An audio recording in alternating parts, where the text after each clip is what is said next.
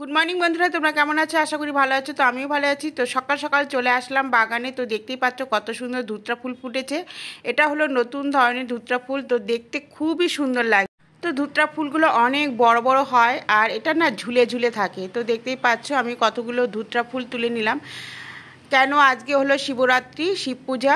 তো সেই কারণে আমি কতগুলো ধুতরা ফুল তুলে নিলাম। আমাদের বাগানে এখানে লাগিয়েছে আমার বরমশাই। তো এবার চলে যাব আকন্দ গাছের দিকে। তো দেখতেই পাচ্ছ ছোট্ট একটা গাছে কটা ফুল ফুটেছে। তো আমি অল্প কটা ফুল তুলে নিলাম। আকন্দ ফুল তো শিব পূজাতেই লাগেই, লালটা পেলাম না, তো সাদাটা হয়েছে, তো সাদাটাই নিলাম। তো বাগানে অনেক এই ফুল ফুটেছে। এই ফুলগুলোর নাম কি ঘেটো ফুল বলে না কি জানি না, যাই হোক পুজোতে দিতে দেখেছি, তো সেই কারণে আমি কটা তুলে নিলাম।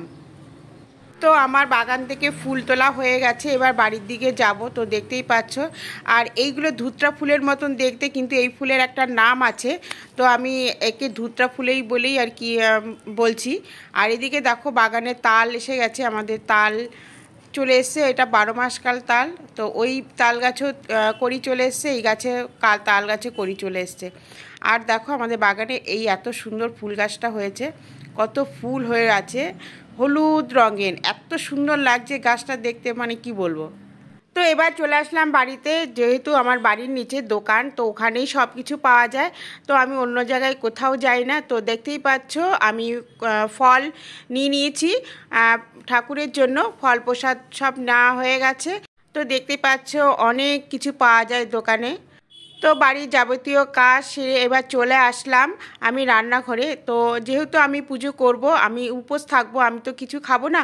তো সেই কারণ বাড়ির যারা আছে তাদের জন্য তো কিছু বানাতে হবে। তো তাদের জন্য আমি ডালিয়া করে নিচ্ছি। তো প্রথমে আমি মুগ ডালটা সেদ্ধ করে নিয়েছি। আর এইদিকে আমার সোনা স্কুলে যাবে, তার জন্য ম্যাগি করে দিয়েছি। আর ওরা দুই ভাই এই ম্যাগি খেয়ে নেবে সকালের টিফিনে। তো আমি ডালিয়ার জন্য যে সবজিগুলো ভেজে রেখেছি সেগুলো আমি দিয়ে দিলাম ডালের মধ্যে। তো ডালগুলো সেদ্ধ হয়ে গেছে, তো সবজিগুলো দিয়ে দিয়েছি। এবার ডালিয়াটাকে ভালো করে ধুয়ে নিয়ে তার মধ্যে ঢেলে দিলাম।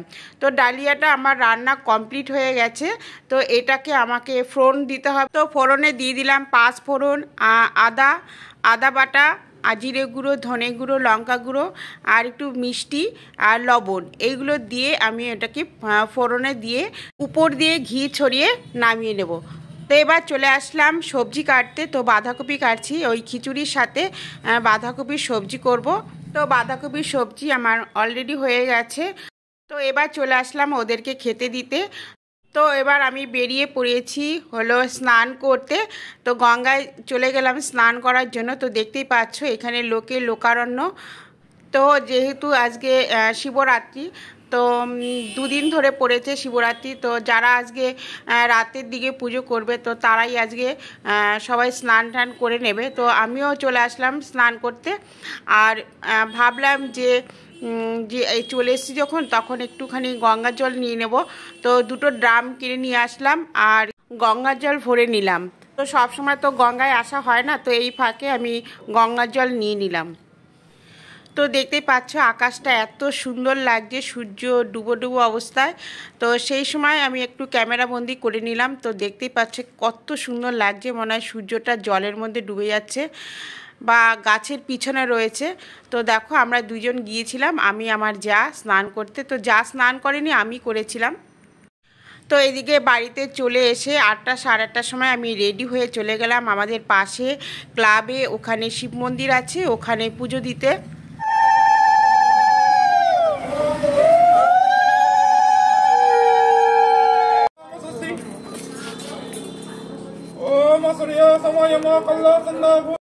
তো দেখতেই পাচ্ছ পুজো আরম্ভ হয়ে গেছে। তো এখানে একটা ব্যাপার হয়েছে যে ব্রাহ্মণকে বলা হয়েছে পুজো করার জন্য।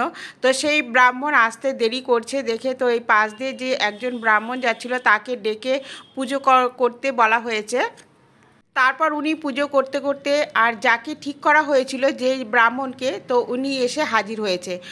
তো আগে ব্রাহ্মণকে চলে যেতে বলা হয়েছে। তো যে ব্রাহ্মণকে ঠিক করা হয়েছিল, তো উনি এসে এবার পুজো করছে। তো দেখতেই পাচ্ছ পুজো আরম্ভ হয়ে গেছে। এবার পুষ্পাঞ্জলি হচ্ছে, আমিও পুষ্পাঞ্জলি দিচ্ছি। তো সবাই পুষ্পাঞ্জলি দিচ্ছে। আর এত রাতে তো অনেকেই উপোস করতে চায় না, অনেকে পারে না উপোস করতে। তো সেই কারণে লোকজন একটু কমও হয়েছিল। তো দেখতেই পাচ্ছ আমাদের ক্লাবে যে শিব ঠাকুর আছে, তো এখানে পুজো হচ্ছে। তো আমাকে ক্যামেরাম্যান যে করে দিচ্ছিল তার ছবি তোমরা দেখতেই পারলে। তো উনি আমার ক্যামেরাম্যান ছিল, ও আমার ভিডিওগুলো করে দিচ্ছিলেন। তো এইদিকে পুজোর শেষে আমাদের আরতি হলো, আরতি হয়ে আমি আগুনের তাপটা নিয়ে নিলাম। তো এইদিকে সবাই শিবরাত্রিতে সবাই ফুল জল ঢাললো। তো সবার ঢালা হয়ে গেছে, এবার প্রসাদ বিতরণের পালা। তো সবাইকে প্রসাদ বিতরণ দিল, আমিও খেয়ে নিলাম। তো পুজোটা শেষ হয়ে গেছে, তখন পেটের মধ্যে মোচড় দিচ্ছে খিদের জন্য। তো যাই হোক, বাড়িতে এসে আমি সাবু, কলা, দই, মিষ্টি সবগুলো মেখে আমি খেয়ে নিচ্ছি। তো বন্ধুরা, আজকের মতন এখানেই ভিডিও শেষ করছি। পরবর্তী নেক্সট ভিডিওতে আবার তোমাদের সাথে দেখা হবে।